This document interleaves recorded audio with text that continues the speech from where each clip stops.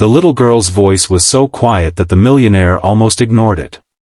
He had just stepped out of an expensive downtown restaurant, carrying the untouched remains of a lavish lunch he had ordered without thinking twice, when a small figure appeared beside him on the sidewalk. She was thin, tired, and clutching a newborn baby wrapped in a faded gray blanket. Her clothes were clean but worn, her shoes were several sizes too big, and her trembling hands revealed how long she had been trying to survive without enough food.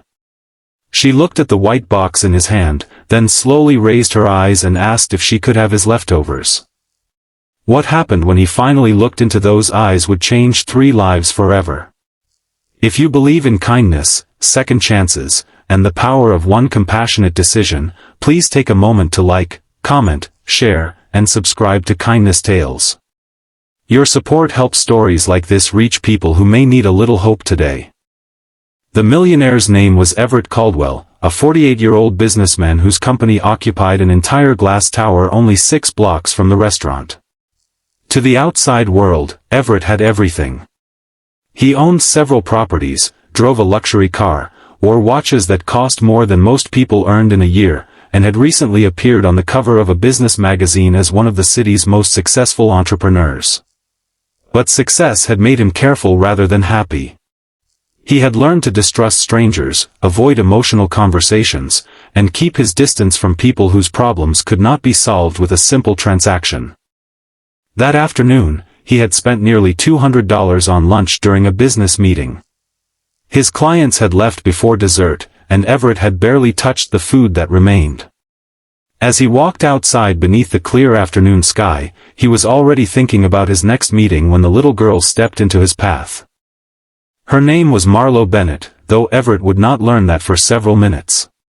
She was only 11 years old, but there was something unusually serious about her expression.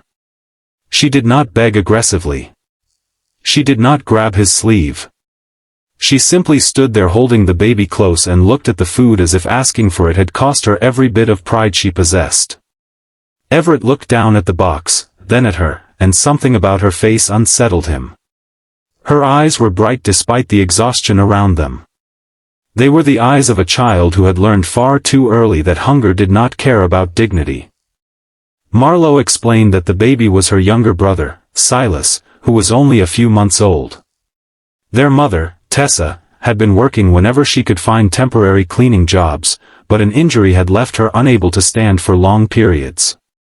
They had been staying in a tiny rented room on the edge of the city, and the money they had was barely enough to keep the electricity connected.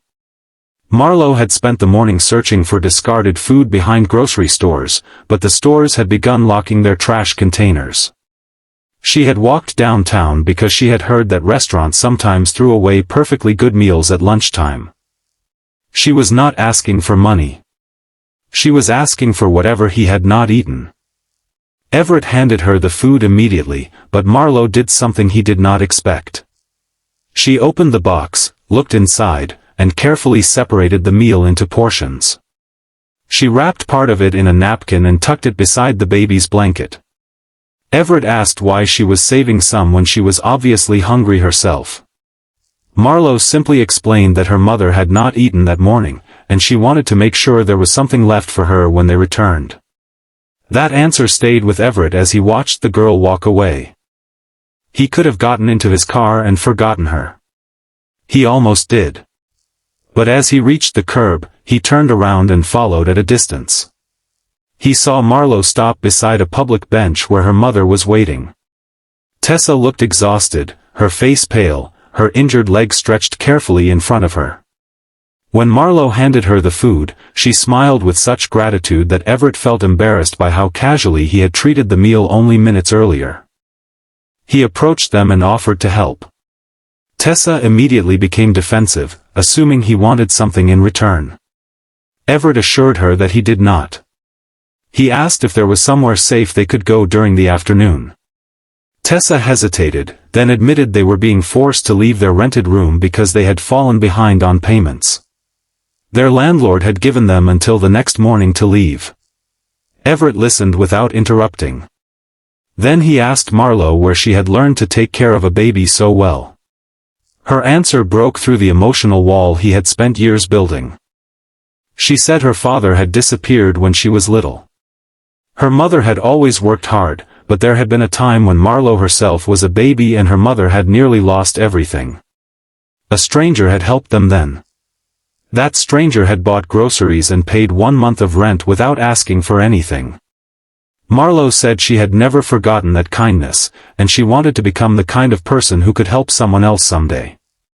Everett stared at her, unable to speak for a moment. He had spent his entire adult life believing that people were defined by what they achieved.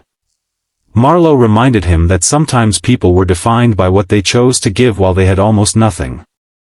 But Everett did not yet understand why her face seemed strangely familiar. He took them to a nearby community center, arranged for Tessa to receive immediate medical assistance, and quietly contacted his office to locate temporary housing. He did not tell anyone who he was.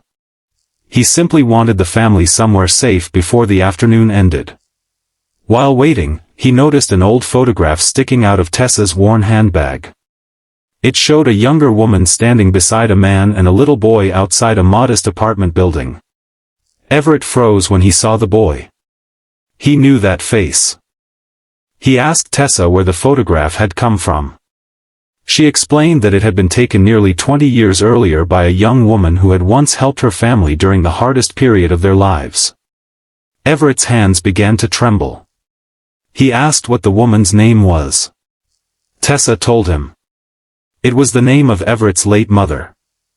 Suddenly, memories flooded back. His mother had spent years volunteering secretly at shelters and community kitchens before she died. Everett had always thought of those years as one of her hobbies, something unrelated to the business empire he had built. But now he understood. The stranger who had once helped Tessa's family, the woman who had paid their rent and filled their kitchen with groceries, had been his mother. Marlowe had unknowingly approached the son of the very woman whose kindness had once saved her family.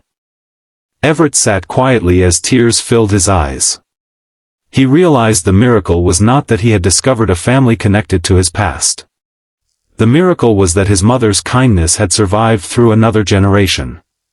Marlowe had been carrying that lesson with her even while hungry, frightened, and uncertain about tomorrow. Everett did not simply pay their overdue rent. He arranged permanent housing for the family, covered Tessa's medical treatment, and helped her find flexible work she could manage while recovering. But he made one promise especially important. He would never make Marlowe feel like charity had rescued her. Instead, he created a scholarship and community program in his mother's name for families facing sudden hardship, with Marlowe becoming the inspiration behind its first initiative. Months later, on a bright afternoon, Marlowe walked into the same restaurant where everything had begun. This time she was not standing outside asking for leftovers. She was sitting at a table with her mother and brother, eating a full meal without fear that there would not be enough. Everett sat across from them, but he insisted that they order whatever they wanted. Marlowe smiled and quietly pushed a portion of her dessert toward Silas, just as she had once saved part of Everett's lunch for her mother. Everett laughed through tears.